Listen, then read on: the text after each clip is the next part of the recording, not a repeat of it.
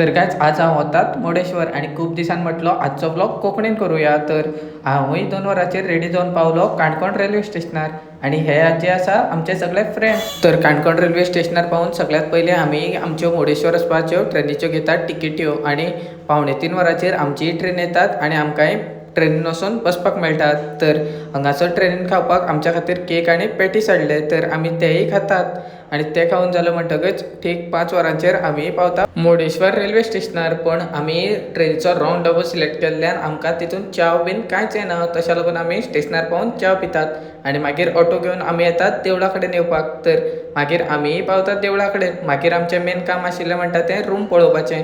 तर आमकांय रूम मेळटात आणि मागीर आमी 8 वरांचेर न्हांवून रेडी जावन वतात जेवपा खातीर.